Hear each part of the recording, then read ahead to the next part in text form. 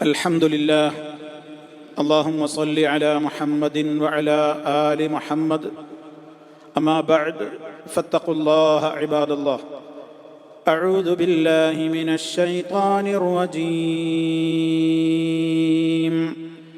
ألم يروا كم أهلكنا قبلهم من القرون أنهم إليهم لا يرجعون وإن كل لما جميع لدينا محضرون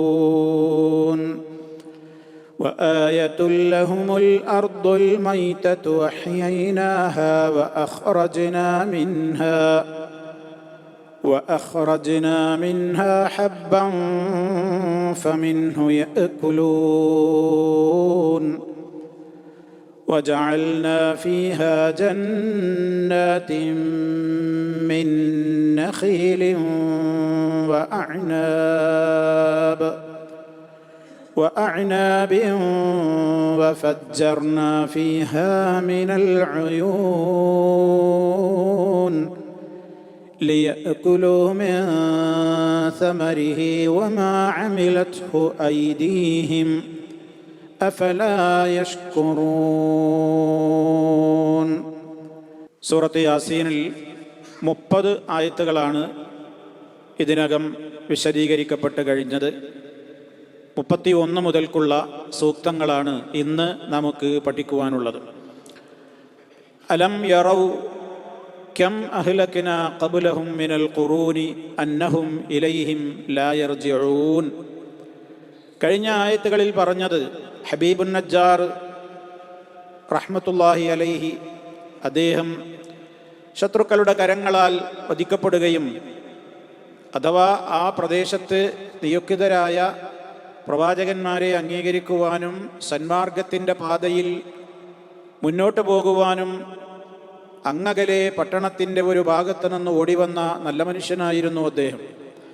ആ സതുപദേശിയായ ആ മനുഷ്യന് ജനങ്ങൾ നൽകിയത് ക്രൂരമായ നിലക്കുള്ള പ്രതികരണമാണ്. വധിച്ചു കളഞ്ഞു. അദ്ദേഹത്തിന് അള്ളാഹുവിൻ്റെ അടുക്കൽ അത്യുന്നതമായ പദവി ലഭ്യമാവുകയും ചെയ്തു. ആ ഘട്ടത്തിലും തൻ്റെ മനസ്സിൻ്റെ മോഹം പറഞ്ഞു, തനിക്ക് കിട്ടിയ ഈ അനുഗ്രഹങ്ങൾ എൻ്റെ ജനത അറിഞ്ഞിരുന്നുവെങ്കിൽ എന്നിങ്ങനെ ആ ജനതയോട് ഗുണകാംക്ഷ രൂപത്തിൽ അദ്ദേഹം തൻ്റെ മനസ്സിൻ്റെ ആഗ്രഹം പ്രകടിപ്പിച്ചതൊക്കെ കഴിഞ്ഞ ആയത്തുകളിൽ നമ്മൾ മനസ്സിലാക്കി. എന്നാൽ ആ ജനതക്ക് അള്ളാഹുവിൻ്റെ ഭാഗത്തു നിന്ന് ശിക്ഷയുണ്ടായി. ഒരു വൻ ഘോരമായ ശബ്ദം, അതിലൂടെ അവരെല്ലാവരും കെട്ടടങ്ങി നശിച്ചുപോയി. എത്രയെത്ര ദൂതന്മാർ വന്നാലും പരിഹാസമല്ലാത്ത മറ്റൊരു പ്രതികരണവുമില്ലാത്ത ജനങ്ങളുടെ കാര്യം എത്ര കഷ്ടമാണ്.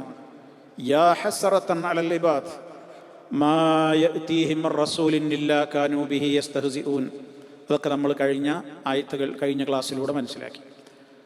തുടർന്നുകൊണ്ട് പറയാണ്, അലം യറൗ, അവർ കാണുന്നില്ലേ. റഅ എന്ന് പറഞ്ഞാൽ അർത്ഥം കണ്ടു. ഇതിന് മുളാരിയാണ് യറ. അലം യറൗ, അവർ കാണുന്നില്ലേ. ഇവിടെ കണ്ണുകൊണ്ടുള്ള റുഇയ ബസരിയ അല്ല. കണ്ണുകൊണ്ട് അവരിപ്പോൾ കണ്ടില്ലേ എന്നല്ല ചോദിക്കുന്നത്, അവർ അറിഞ്ഞിട്ടില്ലേ, അവർ മനസ്സിലാക്കുന്നില്ലേ എന്നൊക്കെയാണ് അവിടെ ഉദ്ദേശം. എന്താ കാരണം? ഗതകാല സമൂഹങ്ങളെ നശിപ്പിക്കപ്പെട്ടത് കാണുന്നില്ലേ എന്നാണ് ചോദിക്കുന്നത്. ഇവരുടെ കാലത്തല്ലല്ലോ അവരെ നശിപ്പിച്ചത് കാണാൻ. അതുകൊണ്ട് തന്നെ ആ കാഴ്ച റുഇയ ബസരിയ, കൺകാഴ്ചയെക്കുറിച്ചല്ല പറയുന്നത്. ഇവിടെ അലം യറൗ എന്ന് പറഞ്ഞാൽ അവർ മനസ്സിലാക്കുന്നില്ലേ, അവരറിയുന്നില്ലേ എന്നതാണ് അവിടെ ഉദ്ദേശ്യം. അർത്ഥം പറയുമ്പോൾ റഅ കണ്ടു, യറ കാണുന്നു, അലം യറൗ അവർ കാണുന്നില്ലേ. കം അഹ്ലക്നാ, എത്രയാണ് നമ്മൾ ശിക്ഷിച്ചത്, നശിപ്പിച്ചത്. കം അഹ്ലക്നാ, അഹ്ലക നശിപ്പിച്ചു, അഹ്ലക നശിപ്പിച്ചു.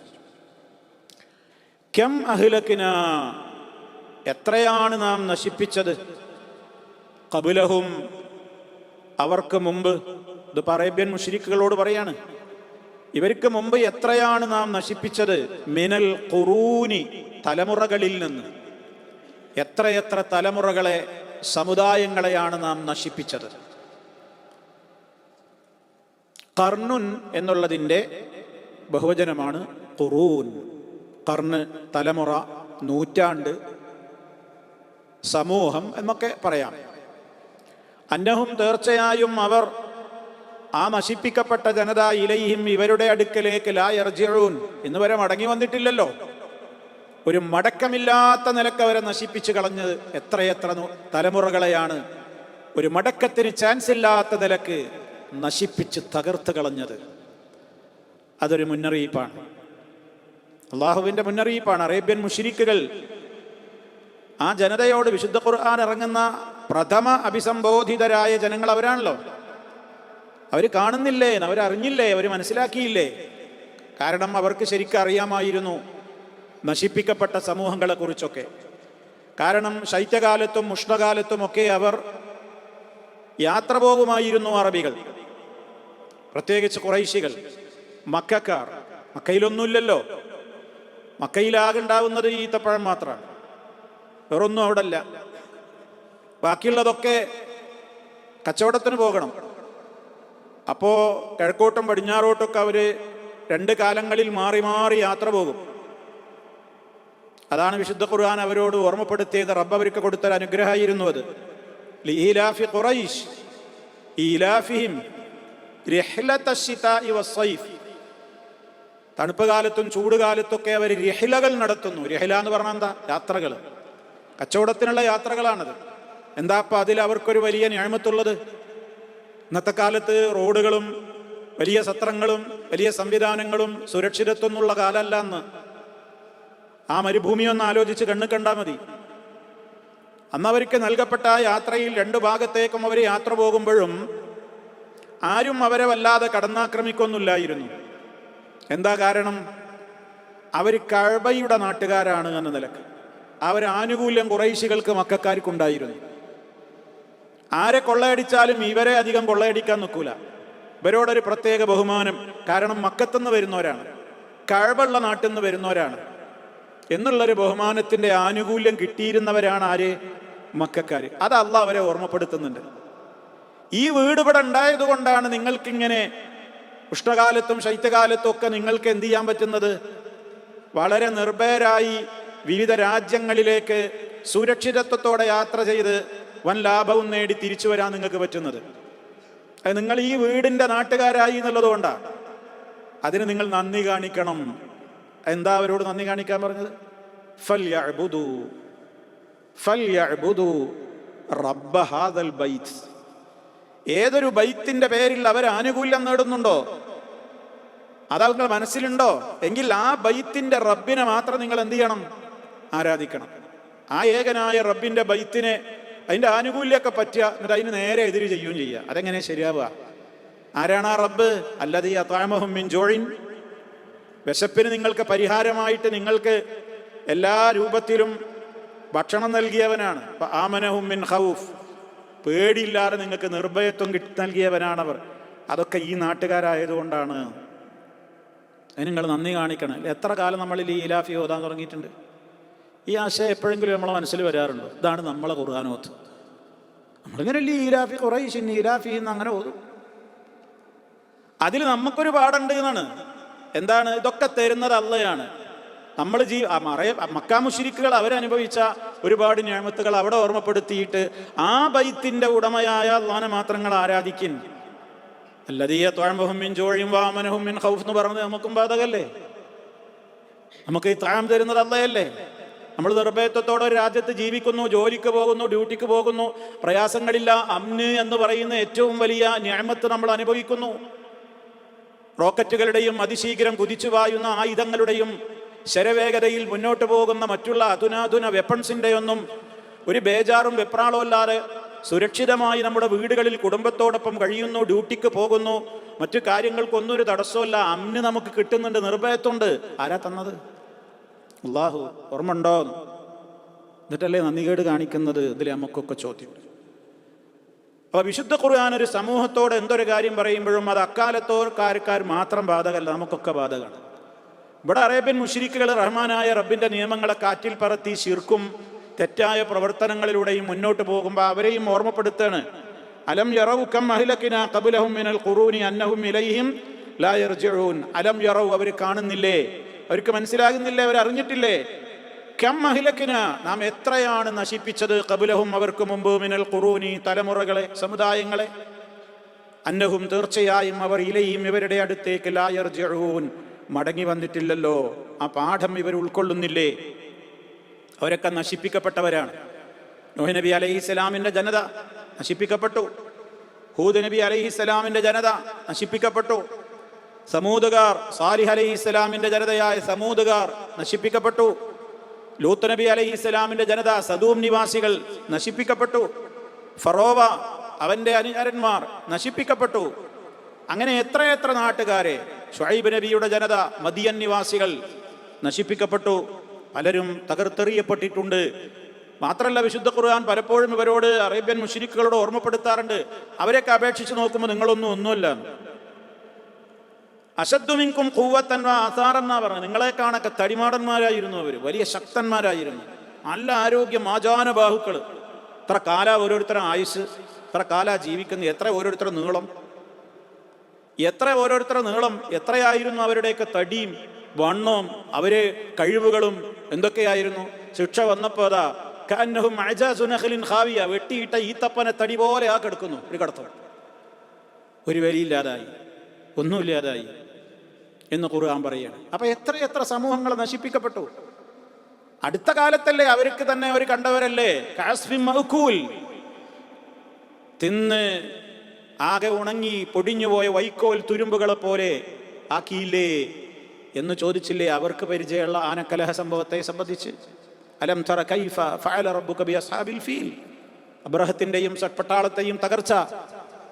ഇപ്പൊ റബ്ബിനെ ചോദ്യം ചെയ്ത് റബ്ബിന്റെ കൽപ്പനകളെ ധിക്കരിച്ചവരെയൊക്കെ നശിപ്പിച്ച ചരിത്രമായി നന്തങ്ങൾ പാഠം ഉൾക്കൊള്ളാത്തത് എന്നാണ് ചോദിക്കുന്നത്. അത് നമുക്കും പാഠമാണ്. നമ്മളും മനസ്സിലാക്കണം, നമ്മുടെ ഏതെല്ലാം പ്രദേശങ്ങളിൽ നിന്ന് ആളുകൾ നശിപ്പിക്കപ്പെടുന്നു, എന്തെല്ലാം വിധത്തിലുള്ള പരീക്ഷണങ്ങൾ സംഭവിക്കുന്നു, നമുക്ക് ചുറ്റുഭാഗത്തും ലോകത്ത് എന്തെല്ലാം നടക്കുന്നു.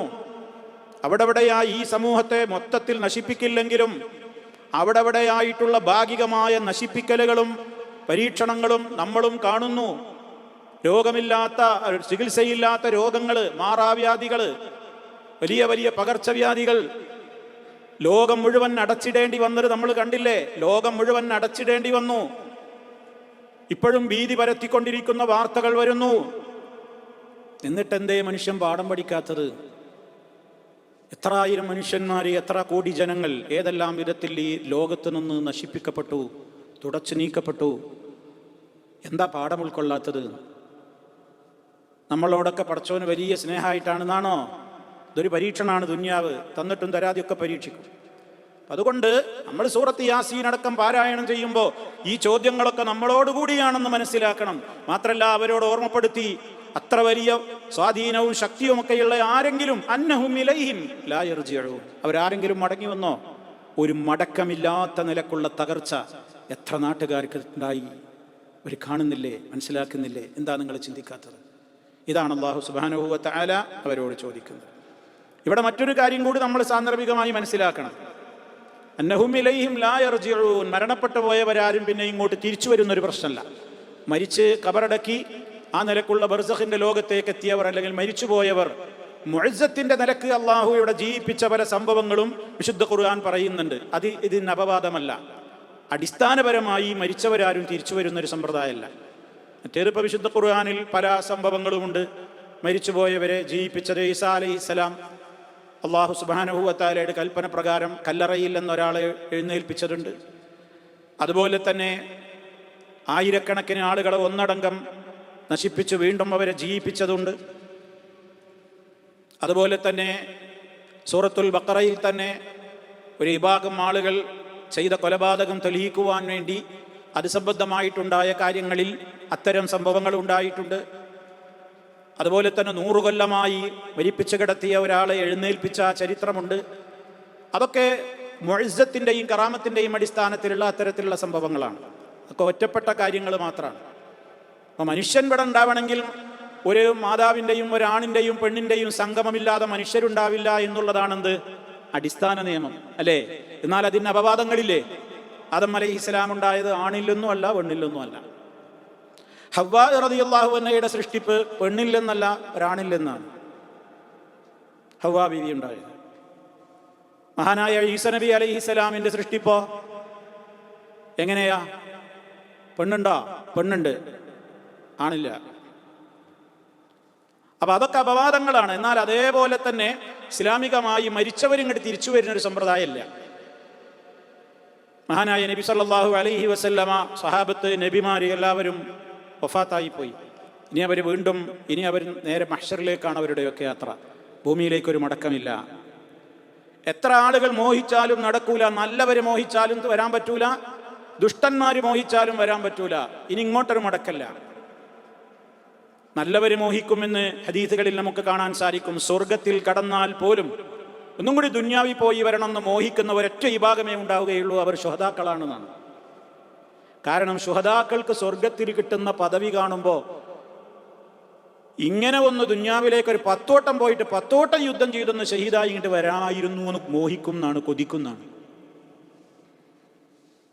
അതുപോലെ തന്നെ ശുഹദാക്കൾ ആഗ്രഹിച്ചു, ദുന്യാവിൽ പോയിട്ട് വിവരമൊന്ന് ജനങ്ങൾക്ക് കൊടുക്കട്ടെ, ഷഹീദായാലുള്ള പുണ്യത്രയാണ്. നബി സല്ലല്ലാഹു അലൈഹി വസല്ലം അത് നമുക്ക് പറഞ്ഞു തരുകയാണ്. അള്ളാഹു ആ വ്യക്തിയോട് പറഞ്ഞു, എന്ത്, നിങ്ങൾ പോകണ്ട, അങ്ങക്ക് അങ്ങനെ പോകുന്ന പരിപാടിയില്ല, തിരിച്ചയക്കുന്ന സമ്പ്രദായമില്ല, ഞാൻ വിവരം കൊടുത്തോളാം, ഷഹീദിന് കിട്ടുന്ന പ്രതിഫലം ഞാൻ വിവരം കൊടുത്തോളാം. മറ്റാണല്ലോ ഈ ആയത്തിറക്കിയത്, ولا تحسبن الذين قتلوا في سبيل الله أمواتا بل أحياء عند ربهم يرزقون فرحين بما آتاهم الله من فضله ويستبشرون بالذين لم يلحقوا بهم من خلفهم. അള്ളാഹുവിൻ്റെ മാർഗത്തിൽ കൊല്ലപ്പെട്ടവർ മരിച്ചവരാണെന്ന് നിങ്ങൾ വിചാരിക്കരുത്. അള്ളാഹുവിൻ്റെ അടുക്കൽ അവർക്ക് അത്യുന്നതമായ പദവിയിൽ അവർ ജീവിച്ചു കൊണ്ടിരിക്കുകയാണ്. അള്ളാഹുവിൻ്റെ അടുക്കൽ, ഇവിടെയല്ല, അള്ളാഹുവിൻ്റെ അടുക്കൽ. ആ ജീവിതം എങ്ങനെയാണെന്ന് നമുക്കറിയില്ല. മാത്രമല്ല അവർ വലിയ സന്തോഷത്തിലാണ് അവിടെ കഴിയുന്നത്. ഫരിഹീന ബിമാ ആതാഹുമുല്ലാഹു മിൻ ഫദ്ലിഹി, അള്ളാഹു അവൻ്റെ ഔദാര്യത്തിൽ നിന്ന് അവർക്ക് കൊടുത്തതിൻ്റെ പേരിൽ വല്ലാതെ സന്തോഷിച്ചവർ കഴിയുകയാണ്. വയസ്തബ്ശിറൂന ബില്ലദീന ലം യൽഹഖൂ ബിഹിം മിൻ ഖൽഫിഹിം, അവരോട് വന്നു ചേർന്നിട്ടില്ലാത്ത ഭൂമിയിലുള്ള ആളുകളുടെ കാര്യത്തിൽ അവർ വല്ലാത്ത സന്തോഷം അവർ രേഖപ്പെടുത്തുകയാണ്. അവർക്ക് വരാൻ പറ്റിയെങ്കിൽ, അവർ ഇത് അറിഞ്ഞിരുന്നെങ്കിൽ എന്നൊക്കെയുള്ള കാര്യത്തിൽ. ഒന്ന് ആലോചിച്ച് നോക്കൂ സഹോദരങ്ങളെ, അവർക്ക് പോലും ഒരു മടക്കല്ല. ഷഹീദുകളും ദുന്യാവിലേക്ക് മടങ്ങൂല, നബിമാരും ആരും വരൂല. ആരും ഇനി നമ്മുടെ ദുന്യാവിലേക്ക് നമ്മുടെ കൂടെ പ്രവർത്തിക്കാനും ജീവിക്കാനുമായിട്ട് ഒരു മടക്കമില്ല. മഹാനായ നബി സല്ലല്ലാഹു അലൈഹി വസല്ലം പോലും ആദ്യമായി മഹ്ശറിലേക്ക് ഖബറിൽ നിന്ന് പൊട്ടിപ്പുറപ്പെട്ട് മഹ്ശറിലേക്ക് പോകുന്ന വ്യക്തിത്വം ഞാനായിരിക്കുമെന്ന് മഹാനായ മുഹമ്മദുൻ സല്ലല്ലാഹു അലൈഹി വസല്ലം. ഇത് ഞാൻ ഓർമ്മപ്പെടുത്തുന്നത്, ഇസ്ലാമിലെ പഴച്ചുപോയ കക്ഷികളിലെ ഏറ്റവും വഴികെട്ട കക്ഷികളാണ് ഷിയാക്കൾ. ഷിയാക്കളുടെ അടിസ്ഥാനപരമായ ഒരു വിശ്വാസമാണ് റജഅത്ത് വാദം. എന്താണ് ഈ റജഅത്ത് വാദം എന്ന് പറഞ്ഞാൽ? അതായത് അവർ വിശ്വസിക്കുന്ന 12 ഇമാമിയങ്ങളുണ്ട്. ഷിയാക്കൾക്ക് നേതാക്കന്മാരായിട്ട് 12 ഇമാമിയങ്ങളുണ്ട്. അവർ അബൂബക്കർ റളിയല്ലാഹു അൻഹു, ഉമർ റളിയല്ലാഹു അൻഹു, ഉസ്മാൻ റളിയല്ലാഹു അൻഹു ഇവരൊക്കെ ശപിക്കുന്നവരാണ്. ഇവരൊക്കെ പേര് കേട്ടാൽ ശപിക്കും, അംഗീകരിക്കൂല. അലി മുതൽക്കേ അവർ അംഗീകരിക്കൂ. അലി, ഹസൻ, ഹുസൈൻ ഇങ്ങനെ പോകും. ഫാത്തിമ, അവിടുന്ന് അങ്ങോട്ട് പിന്നെ കുറേ ആൾക്കാരെങ്ങനെ എണ്ണീട്ട് ആ ആളുകളൊക്കെ ഇഞ്ഞി എന്തു ചെയ്യും? ലോകം അവസാനിക്കുന്നതിൻ്റെ മുമ്പ് ഈ ഭൂമിയിലേക്ക് തന്നെ തിരിച്ചു വരും എന്നാണ്. അത് അവരുടെ അടിസ്ഥാന വിശ്വാസമാണ്. അവരുടെ സർവ്വ ഇമാമിയങ്ങളും ഇനി ഈ ഭൂമിയിലേക്ക് തിരിച്ചു വരും. തിരിച്ചു വന്നിട്ട് അവരുടെ അധികാരം ആരൊക്കെ തട്ടിയെടുത്തിട്ടുണ്ടോ അവരോടൊക്കെ പകരം ചോദിച്ച് അവരെയൊക്കെ നിന്ദ്യരാക്കിയിട്ടേ അവർ ഇവിടുന്ന് പോവുള്ളൂ. മനസ്സിലാക്കണം, ഷിയാക്കളുടെ വിശ്വാസമാണേ, അവരുടെ വിശ്വാസമാണ്. അങ്ങനെ അബൂബക്കർ, ഉമർ റളിയല്ലാഹു അൻഹു അവരൊക്കെ ജീവിപ്പിക്കും. മോശക്കാരെയും ജീവിപ്പിക്കുന്ന അവർ പറയണേ, ഏറ്റവും വൃത്തിയോട്ടവന്മാരെയും ജീവിപ്പിക്കും. അവരുടെ കണ്ണിൽ ഇവരൊക്കെയാണ് മഅദല്ലാഹ്, അവരെയും ചെയ്യിപ്പിക്കും. അവരോടൊക്കെ ഒരു പ്രതികാരം വീട്ടിയിട്ടേ പോവുള്ളൂ. അതുപോലെ തന്നെ ഷിയാക്കളിലെ ഏറ്റവും നല്ലവരായ മുഅ്മിനീങ്ങളൊക്കെ കൊണ്ടുവരും.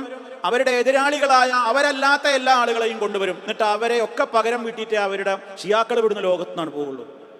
അതിനവസാനം അവർ കാത്തിരിക്കുന്നയാളാണ് മഹ്ദി. അതാണ് അസ്സലാം യാ മഹ്ദി എന്നൊരു പാട്ട് കേട്ടിട്ടില്ലേ? അത് ഷിയാക്കളെ പാട്ടാണ്. നമ്മളൊക്കെ എല്ലാവരും ഇങ്ങനെ മോളലുണ്ട്, അങ്ങനെ കേട്ട് സലാം യാ മഹ്ദി, സലാം, ഇങ്ങനെ സലാം ഓതനല്ലേ. അതൊരു ഗുഹയിൽ ഒളിച്ചിരിക്കുന്നുണ്ട് എന്നാണ്. ആര്? ഒരു മഹ്ദി ഇപ്പൊ ഹയാത്തിലുണ്ട് എന്നാണ്. അത് ഒളിഞ്ഞിരിക്കേണ്ടത് അവസാനം പുറപ്പെടുന്ന ഒരു ദിവസം ഉണ്ട്, അതിനെ വിളിച്ചു വരുത്തുകയാണ് അവർ. അതാണ് സലാം ഓതിയിട്ട് മഹദിയെ വിളിച്ചു വരുത്തുന്നത്. എന്നാൽ അഹ്ലുസുന്ന വിശ്വസിക്കുന്ന മഹദി ഇതല്ല. ഇവർ പറയുന്ന മഹദി അല്ല. അഹ്ലുസുന്ന മഹദിയിൽ വിശ്വസിക്കുന്നുണ്ട്. മഹദി ഇമാം വരാനുണ്ട്, ഒരു നല്ല മനുഷ്യൻ വരാനുണ്ട്. അത് ഇപ്പം ജനിച്ച ആളല്ല, പേര് മുഹമ്മദ് ബിൻ അബ്ദുല്ല എന്നായിരിക്കും. ബാപ്പൻ്റെ പേര് വരെ യോജിച്ച് അള്ളാഹിൻ്റെ റസൂലിൻ്റെ പേരിൻ്റെ യോജിപ്പോടുകൂടി ഒരു ഇമാം വരും അവസാന കാലത്ത്. അത് വേറെ വിശ്വാസമാണ്. അത് അഹ്ലുസുന്ന നമ്മുടെ വിശ്വാസമാണ്. ഇവരുടെ വിശ്വാസം അതല്ല. ഇവർ പ്രതീക്ഷിക്കുന്ന മഹദി ഇപ്പം തന്നെ എവിടെയോ ഒരു ഗുഹയിൽ ഒളിച്ചിരിപ്പാണ്. അത് പുറപ്പെടേണ്ട കാലാവുമ്പോൾ പുറപ്പെടും. അതിനെങ്ങനെ ഇടക്കിടക്ക് സലാം പറഞ്ഞു നോക്കുന്നുണ്ട്, ഇങ്ങോട്ട് പുറത്തേക്ക് വരാൻ. ഇതിനിങ്ങനെ വിളിച്ചോണ്ടിരിക്കുന്നുണ്ട്. അതാണ് ആ പാട്ടൊക്കെ. അതൊന്നും അറിയാതെ നമ്മളതിങ്ങനെ ഷെയർ ചെയ്യേണ്ട, കേൾക്കാൻ നല്ല ഭംഗിയുണ്ട് വിചാരിച്ചത്. തനിച്ച കുഫറിൻ്റെ വിശ്വാസമുള്ള പാട്ടാണത്, സലാം യാ മഹദി എന്നുള്ളത് കേട്ടോ. ഞാനും അത് ഷെയർ ചെയ്യല്ലേ. ഒരുപാട് ആൾക്കാരോട് നമ്മളിത് പറഞ്ഞു കൊടുത്തിട്ടുണ്ട്, ഇത് ഷെയർ ചെയ്യല്ലേ. അത് നല്ല പാട്ടല്ലേ, മഹദി ഇമാമിനെ വിളിച്ചു വരുത്തല്ലേ. ആ മഹദി ഇമാമിന് തന്നെ മഹദി. അവർ പറയുന്ന മഹദിയും അഹ്ലുസുന്ന പറയുന്ന മഹദിയും രണ്ടും രണ്ടാണ്. നമ്മൾ മുസ്ലിമീങ്ങൾ നമ്മളെ അഖീദ പഠിച്ചിട്ടില്ല. നമുക്ക് നമ്മളെ അഖീദയെക്കുറിച്ച് വിവരമില്ല. മഹദി എന്ന മിഥ്യാന്ന് ചില ആൾക്കാർ പുസ്തകം എഴുതിയിട്ടുണ്ട്. മഹദി ഒന്നും വരാനല്ല, അതും ശരിയല്ല. മഹദി വരാനുണ്ട്. എന്നാൽ മഹദിയെക്കുറിച്ച് ഇല്ലാത്ത കുറേ അന്ധവിശ്വാസങ്ങളും കുഫറും പ്രചരിപ്പിക്കുന്ന ഷിയാക്കളുണ്ട്, അതും ശരിയല്ല. അത് രണ്ടിൻ്റെ ഇടക്കാണ് സത്യം. അപ്പോൾ ആരാണ് മഹദി എന്നൊക്കെ നമ്മൾ പരലോക വിശ്വാസം എന്ന തുടർച്ചയായൊരു പ്രഭാഷണം നടത്തിയപ്പോൾ യൂട്യൂബിൽ പറഞ്ഞിട്ടുണ്ട്, നിങ്ങൾ കേൾക്കും വേണം. ആരാ മഹദി? നമ്മൾ വിശ്വസിക്കുന്ന മഹദി ആരാണ്? അപ്പം അത്തരത്തിലുള്ള എല്ലാ പിഴച്ച വികലവാദങ്ങളും നമ്മൾ മനസ്സിലാക്കണം. അതേ അവസരത്തിൽ മരിച്ചുപോയ ആൾക്കാർ ഈ ഷിയാക്കൾ മാത്രമല്ല, ഈ ഷിയാക്കളുടെ സന്തതിയാണ് സൂഫികൾ. യഹൂദികളുടെ സന്തതികളാണ് ആര്? ഷിയാക്കൾ. കാരണം അബ്ദുല്ലാഹിബിൻ സബ എന്ന് പറയുന്ന യഹൂദി ഇസ്ലാമിൻ്റെ കുപ്പായോട്ടിട്ട് ഇസ്ലാമിൻ്റെ ഉള്ളിക്ക് കയറിയിട്ടാണ് ഇവിടെ എല്ലാ ഫിത്തനയും ഉണ്ടാക്കിയിട്ട് ഷിയാക്കൾ ഉണ്ടാക്കിയത്. ചരിത്രങ്ങൾ പഠിക്കണം. അബ്ദുല്ലാഹിബിൻ സബ എന്ന് പറയുന്ന യഹൂദി ചാരൻ, തനിച്ച ജൂതൻ, അയാൾ ഇസ്ലാമിൻ്റെ കുപ്പായോട്ടിട്ട് ഇതിൻ്റെ ഉള്ളിക്ക് കയറിക്കൂടി. എന്നിട്ട് രാജ്യത്തൊട്ടാകെ ഫിത്തനയും ഫസാദും ഉണ്ടാക്കിയിട്ട് ഇങ്ങനെ ഖലീഫമാരൊക്കെ കുറ്റം പറഞ്ഞു. ഉസ്മാൻ റളിയല്ലാഹു അൻഹുവിനെ കൊല്ലുന്നിടത്തേക്ക് വരെ കാര്യമെത്തി. അങ്ങനെ ഷിയായിസം ഉണ്ടാക്കി. ആ ഷിയായിസത്തിൻ്റെ സന്തതികളാണ് നമ്മുടെ തരീക്കത്തുകാർ. നമ്മുടെ നാട്ടിൽ ഒരുപാട് തരീക്കത്തുകാരുണ്ട്. ഖാദിരിയ, റിഫാഴിയ, നഖ്ശബന്ദിയ, സുഹ്റവർദിയ, നൂരിയ, കക്കാട് തരീക്കത്ത്, കൊരൂര് തരീക്കത്ത്, അതുപോലെ തന്നെ കൊണ്ടോട്ടി തരീക്കത്ത്, ആലുംതറ തരീക്കത്ത്, അതുപോലെ മറ്റേ കുരുവട്ടൂര് തരീക്കത്ത്. ഒരു 100 കൂട്ടം 10 ഞാൻ എണ്ണി. അതൊന്നുമല്ല, 10ഉം 100ഒന്നുമല്ല, ഒരുപാട് തരീക്കത്തുകളുണ്ട്. അവർ വേൾഡ് തലത്തിൽ തന്നെ പ്രവർത്തിച്ചു കൊണ്ടിരിക്കുകയാണ്. ഇവരുടെയൊക്കെ വികല വിശ്വാസത്തിലുണ്ട് ഈ വിശ്വാസം. ഇവരും പറയുന്നത് എന്താ വെച്ചാൽ അവർ ഔലിയാക്കന്മാർ ഇതൊക്കെ അങ്ങനെ നടക്കുകയാണ്. വിളിച്ചാൽ വിളിപ്പുറത്തുനിന്ന് വരും. പാട്ട് പാടുമ്പോൾ അള്ളാഹുവിൻ്റെ റസൂൽ ഇങ്ങനെ കയറി വന്നു. ആലപ്പുഴ പള്ളിയിൽ, ആലുവ പള്ളിയിലോ ആലപ്പുഴ പള്ളിയിലിട്ട് നബീന് കയറി വന്നു. ഒരു സാധു റസൂലുള്ളാഹിനെ കുറിച്ച് ഇങ്ങനെ പാട്ട് പാടുകയാണ് അത്ര. അപ്പോൾ ആരും കേൾക്കാനില്ല, എല്ലാവരും നീറ്റ് വഹിക്കണം. അപ്പോൾ ഒരാളും കുറേ ആൾക്കാരും കൂടി കയറി വന്നിട്ട് പറഞ്ഞല്ലോ, നിങ്ങൾ പാടിക്കോടി, ഞങ്ങളുണ്ട് കേൾക്കാൻ. കുറച്ച് കഴിഞ്ഞ് നോക്കുമ്പോൾ ആൾക്കാരെ കാണാനില്ല. അപ്പോൾ റസൂലും സഹാബത്തും വരുന്നു. നമ്മളെ കേരളത്തിലെ കഥയാണ്. 100 കൂട്ടം കഥകളുണ്ട്. അപ്പം ഇവരും വിശ്വസിക്കുന്നു ഈ റജഅത്തിൽ ഇവരൊക്കെ വരും, നബിമാര് വരും. ഈ വിളിച്ചു വരുത്തുന്ന പരിപാടിയാണ് ഹളിറു ഹളിറു. എന്താ അതിനർത്ഥം? അങ്ങോട്ട് വരീം, ഇങ്ങോട്ട് വരീം എന്നാണ്. ഹളിറു ഹളിറു ഇമ്മജ്ലിസിൽ ഹളിറു അംബിയ കുല്ലും ഹളിറു ഔലിയ കുല്ലും ഹളിറു. അമ്പിയാക്കന്മാരെ ഔലിയാക്കന്മാരെ എല്ലാവരും എല്ലാവരും വരുന്നുണ്ട് എന്നാണ്. അപ്പം ഇങ്ങനെ പഴച്ച വിശ്വാസം അവരിക്കൂട്ട് നമ്മുടെ നാട്ടിലുള്ള സമസ്തക്കാർ, ആ സമസ്തക്കാർ എല്ലാവരും ഈ ത്വരീഖത്തിനെ അംഗീകരിക്കുന്നവരാണ്. ഇവരിലൂടെ ആ പഴച്ച വിശ്വാസം. ഞാൻ പറഞ്ഞു വരുന്നത്, അള്ളാഹു പറയുന്നു അന്നഹും ഇലൈഹിം ലാ യർജിഊൻ. പോയവരാരും ഇങ്ങോട്ട് തിരിച്ച് വരൂല, ഒരു മടക്കമില്ല എന്ന് അള്ളാഹു സുബ്ഹാനഹു വ തആല പറയുന്നു. മരണനേരത്ത് മനുഷ്യൻ കൊതിച്ചു പോകും, റബ്ബിർജിഊൻ, സൽക്കർമ്മങ്ങൾ ചെയ്യാനൊരു ചാൻസും കൂടെ താ റബ്ബേ, ഞങ്ങളൊന്ന് പോട്ടെ, ഒന്ന് പിന്തിച്ചതായോ എന്ന് മരിക്കുന്ന നേരത്ത് മനുഷ്യൻ പറഞ്ഞു നോക്കും. മറുപടി എന്താണ്? ഇല്ല, ഇനി അങ്ങോട്ടൊരു പോക്കില്ല, അഞ്ഞൊക്കെ പോക്ക് ഇങ്ങോട്ടുള്ളൂ. അതേതാ? മിൻ വറാഇഹിം ബർസഖുൻ. അതാണ് ഖബർ. ദുനിയാവിൻ്റെയും ആഖിറത്തിൻ്റെയും ഇടക്കുള്ള മറയാണ് ബർസഖ്. ആ ജീവിതം ഇനിയുള്ളൂ, ഇങ്ങോട്ടില്ല. എത്രയെത്ര സംഭവങ്ങളുണ്ടായി. മഹാനായ നബി സല്ലല്ലാഹു അലൈഹി വസല്ലം ഒരിക്കലും ഭൂമിയിലേക്ക് തിരിച്ചു വന്ന് അതിലൊന്നും ഇടപെട്ടിട്ടില്ല. നബി സല്ലല്ലാഹു അലൈഹി വസല്ലമിൻ്റെ ജനാസ ഖബറിൽ വെക്കുന്നതിൻ്റെ മുമ്പ് അവിടുത്തെ ശറഫാക്കപ്പെട്ട ശരീരം അവിടെ ഉണ്ട്, മണ്ണിന്റെ പുറത്ത്, ഭൂമിക്ക് പുറത്തുണ്ട്, ഉള്ളിൽ വെച്ചിട്ടില്ല. അപ്പോൾ വരെ സഹാബിമാർക്കിടയിൽ തർക്കമുണ്ടായിരുന്നു, എവിടെയാണ് ഈ ജനാസ അടക്കേണ്ടത്. ചിലർ പറഞ്ഞു മക്കത്തേക്ക് കൊണ്ടുപോകണം, ചിലർ പറഞ്ഞു പൊതു ശ്മശാനത്തിൽ തന്നെ മറമാടണം, ചിലർ പറഞ്ഞു മറ്റേ ഇവിടെ പള്ളിക്ക് ഇങ്ങോട്ട് കൊണ്ടുവരാം, അടുത്തൊരു സ്ഥലത്തായിട്ട് മറമാടാം. പലരും പല വീക്ഷണ പറയും. അവസാനം അബൂബക്കർ റളിയല്ലാഹു തആല അൻഹു ഒരു തീരുമാനം പറഞ്ഞു. അള്ളാഹുവിൻ്റെ റസൂല് പറയുന്നത് ഞാൻ കേട്ടിട്ടുണ്ട്, ഏതൊരു നബിയും എവിടെയാണോ മരിച്ചതെങ്കിൽ അവിടെ ഖബറടക്കണം. അപ്പോൾ അള്ളാഹിൻ്റെ റസൂല് വഫാത്തായത് ആയിഷ ബീവിയുടെ വീട്ടിലാണ്. ആ കിടന്നിരുന്ന ഭാഗമാണ് നീക്കിയിട്ട് അവിടെയാണ് ഖബർ ഒഴിച്ചു. അള്ളാഹിൻ്റെ റസൂലിന് പറഞ്ഞാൽ മതിയായിരുന്നില്ലേ, നിങ്ങൾ എന്തിനാ തർക്കിക്കണം, ഇന്നെ ഇവിടെ കടത്തിക്കോ. ഇപ്പം ആനയടഞ്ഞ പുതിയങ്ങാടിയിലെ യാഹൂത്തങ്ങൾ എന്തേ പറഞ്ഞേന്ന്? യാഹൂത്തങ്ങളെ പേരിൽ പുതിയങ്ങാടി 2 ഖബറാണ്. എന്താ 2 ഖബർ? 2 കൂട്ടർക്കും വേണം, 2 മഹല്ലേർക്കും മൂപ്പര വേണം. കാരണം നല്ല നെയ്യുള്ള ജാതിയാണ് വീണിക്കണത്. ഇത് ഭയങ്കര വരുമാനമാണ്, ഒരു ചെലവുമില്ല. 2 വരി കല്ലും 1 ചട്ടി സിമെൻറ്റും 1 പച്ചപ്പട്ടും ഉണ്ടായ കുശാലായി, വലിയ വരുമാനം. അപ്പം 2 കൂട്ടർക്കും തർക്കം. 2 കൂട്ടരും ഖബറും കുഴിച്ചു, 2 കൂട്ടരും പിടിയും വലിയായി. അവസാനം മൂപ്പര് ഇടപെട്ടു, അബ്ദുൽ ഖാദർ ഇടപെട്ടു. യാഹു എന്ന് പറഞ്ഞാൽ അബ്ദുൽ ഖാദറാണ്. യാഹു ഗൂഗിളിലെ യാഹു എന്നല്ല കേട്ടോ, യാഹു വേറെ. മൂപ്പര് യാഹു യാഹു യാഹു എന്നത്ര ദിക്റില്ല, ലാ ഇലാഹ ഇല്ലല്ലാഹ് ഇല്ലെന്ന് അതന്നല്ല. അതുകൊണ്ട് മൂപ്പരെ എല്ലാവരും യാഹു തങ്ങൾ എന്ന് വിളിച്ചു. തങ്ങളും അല്ല, അബ്ദുൽ ഖാദറാണ്. ആർക്കാട് നിന്ന് വന്ന ആളാണ്, തമിഴ്നാട്ടിലെ. ഓരോരോ കഥ ഉണ്ടാക്കണ കോലം നോക്കണത്. 2 ജാറൻ 2 പൂജയും കാര്യങ്ങളൊക്കെ. ഒരു ഖബറിൽ ഒന്നുമില്ല, കാലി ഖബറാണ്. അങ്ങനെ മൂപ്പര് വന്നിട്ട് മദ്യം പറഞ്ഞതാണെന്ത്, നിങ്ങൾ കുഴപ്പമാക്കണ്ട, ഞാൻ അവിടെ ഇവിടെയൊക്കെ മാറി മാറി കിടന്നോളാം. ഒരു ദിവസം അവിടെയാണെങ്കിൽ ഒരു ദിവസം അവിടെ ഉണ്ടാവും, ഇവിടെയാണെങ്കിൽ അവിടെ ഉണ്ടാവും. അപ്പോൾ 2 പോയാലും പ്രശ്നമില്ല. അങ്ങനെ മൂപ്പര് മദ്യം പറഞ്ഞിട്ടാണ് ഇതിപ്പോൾ അങ്ങ് ബഗ്ദാദിൽക്കൊന്നും പോകണ്ടല്ലോ, ഇവിടെ തിരൂര് പുതിയങ്ങാടി പോയൊക്കെ 2 ഖബർ കാണാം. ഇപ്പം 7 ഖബറുണ്ട്. അപ്പം അവിടെയൊക്കെ ചൊര വിരലും കാലിൻ്റെ മുട്ടും കയ്യൊക്കെ എങ്കിലും ഉണ്ട്. കുഞ്ഞിമരക്കാർ ഷഹീദിന് കേരളത്തിന് 7 ജാറാണ്, 7 ദർഗയാണ്. കാരണം ശരീരത്തിൻ്റെ 7 കഷ്ണമാണ് കടലിൽ നിന്ന് കിട്ടിയത്. ഓരോന്നും കിട്ടിയോലും ഓരോ നാട്ടിലവിടെ ഖബറടക്കി. അങ്ങനെയൊക്കെ അരക്കെട്ട് കിട്ടിയാലും കെട്ടുങ്ങലൗലിയായി, കാലിൻ്റെ മുട്ട് കിട്ടിയാലും മുട്ടുങ്ങലൗലിയനെ കിട്ടി. ഇങ്ങനെയൊക്കെ ആ സ്ഥലത്തിനൊക്കെ ഓരോ പേരാണ്. ഒരു സ്ഥലത്തിന് കെട്ടുങ്ങൽ എന്നാണ് പേര്, ഒരു സ്ഥലത്തിന് മുട്ടുങ്ങൽ എന്നാണ് പേര്. അങ്ങനെ പലയിടത്തുണ്ട്. അപ്പോൾ സഹോദരങ്ങളെ, ഇതൊക്കെ നമ്മളെ കൺമുമ്പിൽ കാണുന്ന യാഥാർത്ഥ്യങ്ങളാണ്. തനിച്ച അന്ധവിശ്വാസത്തിൻ്റെ എല്ലാ രൂപത്തിലുമുള്ള പ്രകടമായ ഉദാഹരണങ്ങൾ നമുക്ക് ചുറ്റുമിങ്ങനെ കാണുമ്പോൾ ഞാനിതൊക്കെ പറയുന്നത് നമ്മുടെ വിലപ്പെട്ട സമയം വെറുതെ നഷ്ടപ്പെടുത്താനല്ല, ചിന്തിക്കാനാണ് ഞാനിത് പറയുന്നത്. ഇത്രയൊക്കെ അരാജകത്വം വാഴ്ന്നുകൊണ്ടിരിക്കുന്ന ഒരു സമൂഹത്തിൻ്റെ ഇടയിൽ ഞാനൊന്നും അറിഞ്ഞില്ലേ എന്ന് പറഞ്ഞിട്ട് നമ്മൾ ഈ ഒട്ടകപ്പക്ഷി മണ്ണിൽക്ക് തലതാഴ്ത്തിയിട്ട് ഞാൻ ഒന്നും അറിഞ്ഞില്ല എന്ന് പറഞ്ഞ് ജീവിക്കാൻ പറ്റൂല.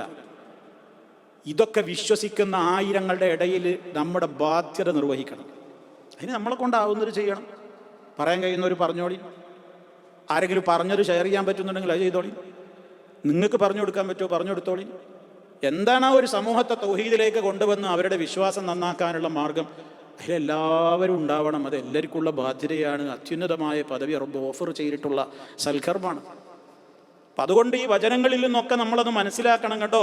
അന്നഹും ഇലൈഹിം ലാ യർജിഊൻ എന്ന് അള്ള പറയാ. മടങ്ങി വരാത്ത പോക്കാണ് എല്ലാവരും. ആർക്കും ഒരു മടക്കല്ല.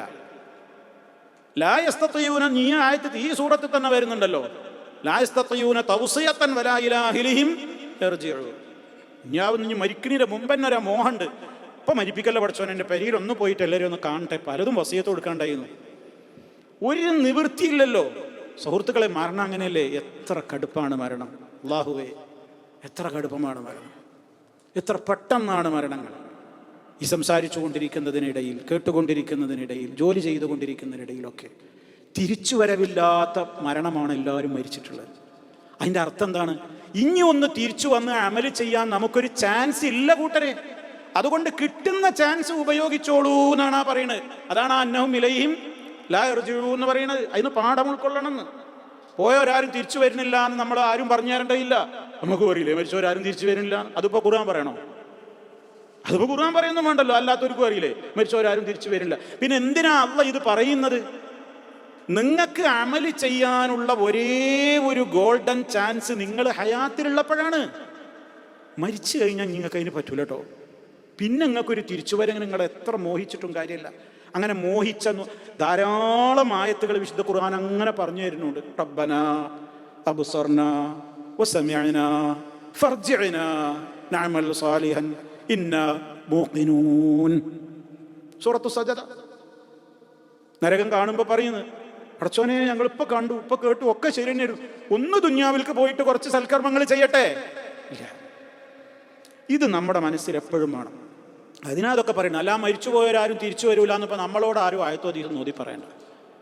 നമ്മളൊക്കെ കാണണം, എത്ര ആൾ ലോകത്ത് പോയി ആരും വന്ന് നമ്മൾ കാണില്ല.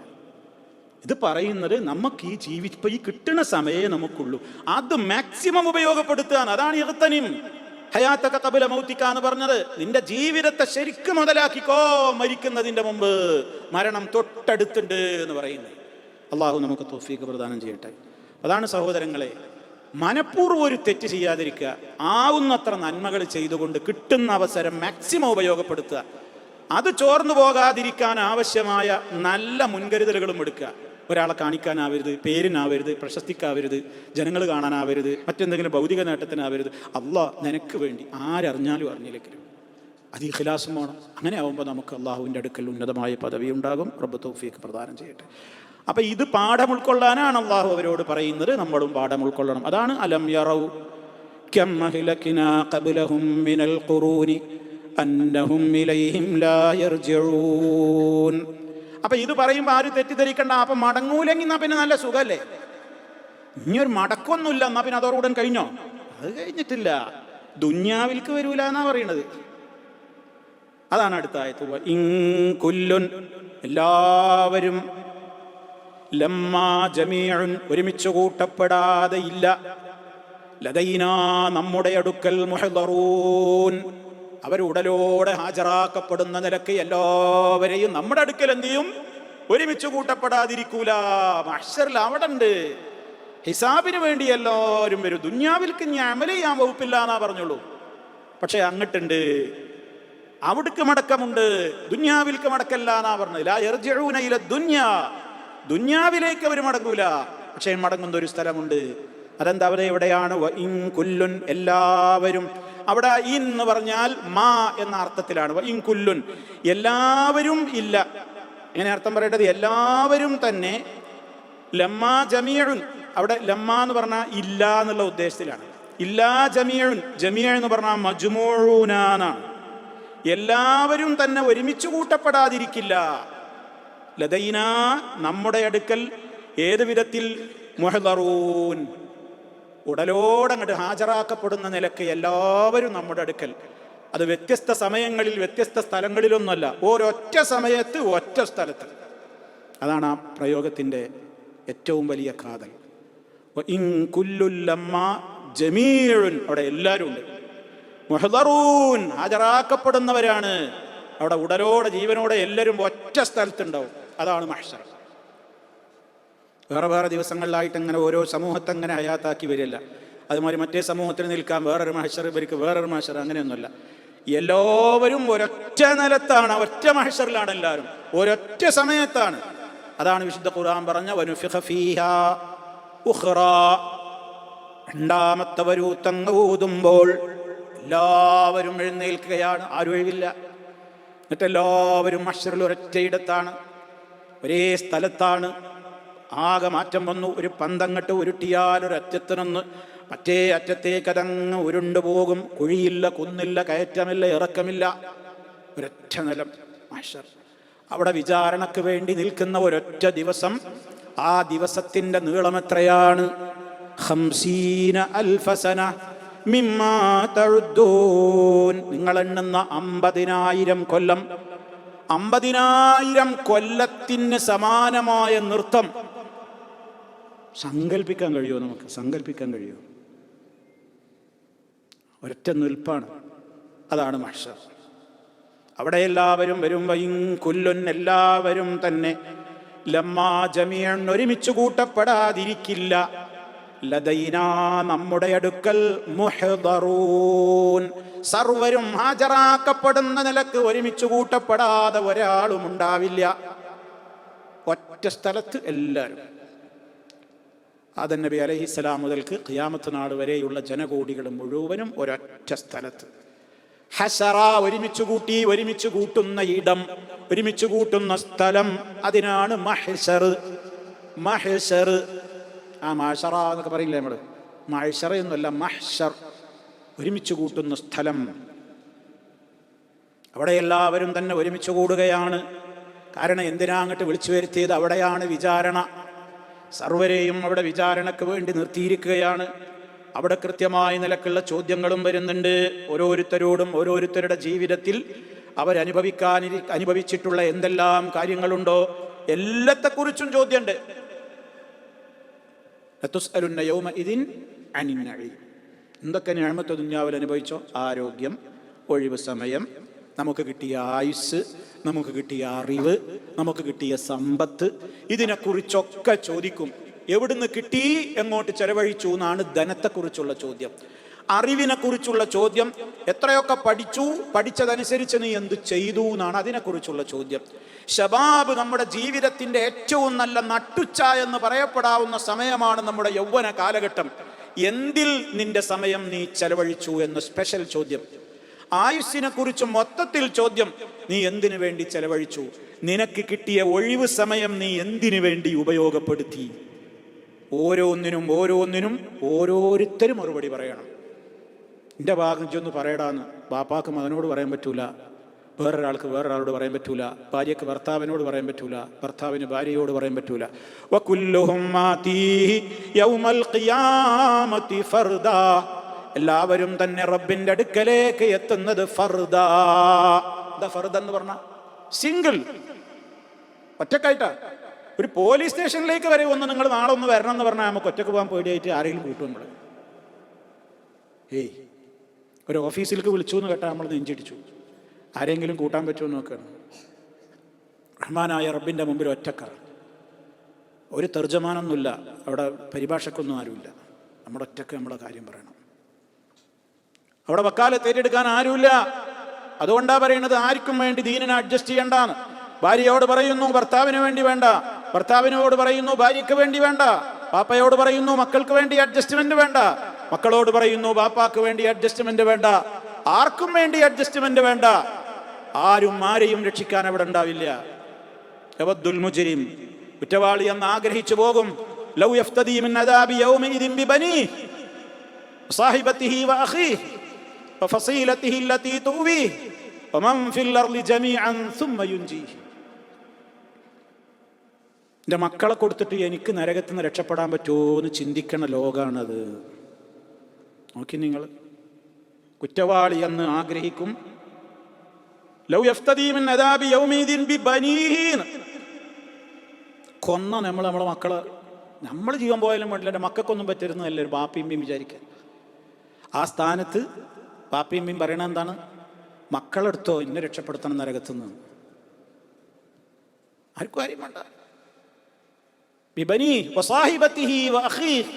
ഭാര്യനെ വേണ്ട, ഭർത്താവിനെ വേണ്ട, ഇണയെ വേണ്ട, ആരെയും വേണ്ട. ആങ്ങളക്ക് പെങ്ങളെ വേണ്ട, പെങ്ങൾക്ക് ആങ്ങളെ വേണ്ട, ആർക്കും ആരെയും വേണ്ട. ആരെയാണെങ്കിൽ നരകത്തിലിട്ടോ, എന്നെ രക്ഷപ്പെടുത്തണേന്നാണ് അവിടുത്തെ പ്രാർത്ഥന. അത്ര വ്യക്തമായിട്ടാണ് അല്ലാഹു ഇത് പറയുന്നത്. ദുന്യാവ് മുഴുവനും തരാം, ഭൂമിയിലുള്ളത് മുഴുവനും അങ്ങെടുത്തോ, എന്നാലും എന്നെ ഒന്ന് രക്ഷപ്പെടുത്താമോ എന്ന് മനുഷ്യൻ ആഗ്രഹിക്കുന്ന ദിവസമാണത്. യൗമ യഫിറുൽ മർഉ മിൻ അഖീഹി വഉമ്മിഹി വഅബീഹി വസാഹിബതിഹി വബനീഹി ലികുല്ലി ഇംറിഇൻ മിൻഹും യൗമഇദിൻ ശഅ്നുൻ യുഗ്നീഹി. ആർക്കും ആരെയും വേണ്ട. അപ്പൊ എത്ര ഗുരുതരാണ്. അതും ഞാൻ നേരത്തെ പറഞ്ഞുകൂടിയും കൂട്ടി വായിക്കാം. ഇതാണ് അവസ്ഥ.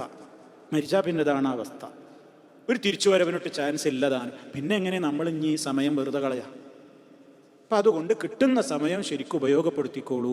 ദുന്യാവിൽക്ക് ഇനി ഒരു മടക്കുണ്ട് എന്ന് വിചാരിച്ച് ആർക്കും ചാൻസ് ഇല്ല. എത്ര ആൾക്കാർ മരണം നേരത്തെ മോഹിച്ചിട്ടുണ്ടാവും. ഒന്ന് മടക്കിത്തരുമോ? കഴിയില്ലല്ലോ, ഒരു ചാൻസ് ഇല്ല.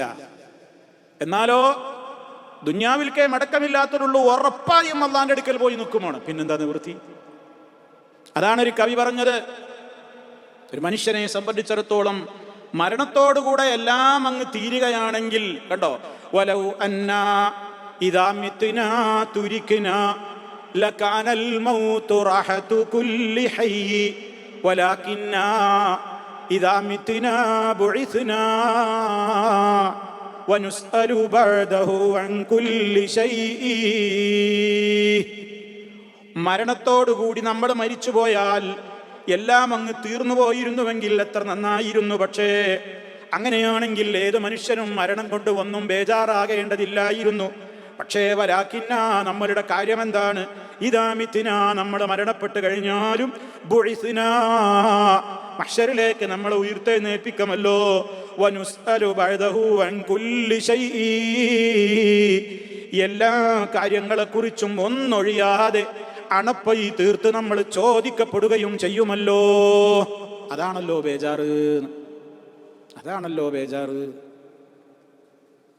എന്ത് നിഅമത്ത് അനുഭവിച്ചോ അതിനൊക്കെ മറുപടി പറയേണ്ടി വരും എന്നാണ്. അള്ളാഹു നമുക്ക് തൗഫീഖ് പ്രദാനം ചെയ്യട്ടെ. റബ്ബിനെ ഭയപ്പെട്ടുകൊണ്ട് ഹിസാബ് ഓർത്തുകൊണ്ട് ജീവിതത്തെ നന്നാക്കാനുള്ള തൗഫീഖ് അള്ളാഹു പ്രദാനം ചെയ്യട്ടെ. ചെറുതും വലുതുമായ എല്ലാ ദോഷങ്ങളും അള്ളാഹു പുറത്തു തരുമാറാകട്ടെ. ഇപ്പോൾ സഹോദരങ്ങളെ, ഇവിടെ അള്ളാഹു നമ്മോട് ഓർമ്മപ്പെടുത്തുന്നത് എല്ലാവരും തന്നെ ഒരുമിച്ച് കൂട്ടപ്പെടും അവൻ്റെ അടുക്കൽ. യൗമ തജിദു കുല്ലു നഫ്സിൻ മാ അമിലത് മിൻ ഖൈരിൻ മുഹ്ദറാ വമാ അമിലത് മിൻ സൂഅ്, നന്മയും തിന്മയൊക്കെ അവിടെ അങ്ങനെ മുഹ്ദറാ. അതുകൊണ്ട് തന്നെ നമ്മൾ ഗൗരവത്തോടുകൂടെ ഈ വചനങ്ങളൊക്കെ നമ്മുടെ മനസ്സിലുണ്ടാകണം. അല്ലാഹു സുബ്ഹാനഹു വ തആല തൗഫീഖ് തരട്ടെ. വിശുദ്ധ ഖുർആനിൻ്റെ വചനങ്ങൾ ഓരോ ദിവസവും നമ്മുടെ മനസ്സിന് പുതിയ പുതിയ പുതിയ ആശയങ്ങൾ നമ്മുടെ മനസ്സിൻ്റെ ഉള്ളറകളിലേക്ക് ഇങ്ങനെ നമുക്ക് ഇട്ട് തരികയാണ്. അതൊന്നും മറന്നു പോകാതെ നമ്മുടെ ജീവിതത്തോട് അതൊക്കെ കണക്ട് ചെയ്ത് ജീവിതത്തെ നന്നാക്കുവാൻ ഈ പഠനങ്ങളൊക്കെ എനിക്കും നിങ്ങൾക്കും പ്രയോജനമാക്കി റഹ്മാനായ റബ്ബ് ഈ ഖുർആൻ കൊണ്ട് അനുഗ്രഹം കിട്ടുന്നവരിൽ നമ്മയൊക്കെ ഉൾപ്പെടുത്തുമാറാകട്ടെ. പാപങ്ങളെല്ലാം അള്ളാഹു പുറത്തു തരുമാറാകട്ടെ. മാരകമായ രോഗങ്ങളിൽ നിന്ന്, സഹിക്കാനാവാത്ത പരീക്ഷണങ്ങളിൽ നിന്ന് റബ്ബ് നമ്മളെ എല്ലാവരെയും കാത്തു രക്ഷിക്കട്ടെ. നമ്മളിൽ രോഗികളായി കിടക്കുന്നവർക്ക് അള്ളാഹു പരിപൂർണമായി ശിഫ നൽകുമാറാകട്ടെ. മരണപ്പെട്ടു പോയവർക്ക് മഗ്ഫിറത്തും റഹ്മത്തും നൽകി അനുഗ്രഹിക്കുമാറാകട്ടെ. ربنا تقبل منا إنك أنت السميع العليم. اللهم صل على محمد وعلى آل محمد. سبحانك اللهم وبحمدك أشهد أن لا إله إلا أنت أستغفرك وأتوب إليك.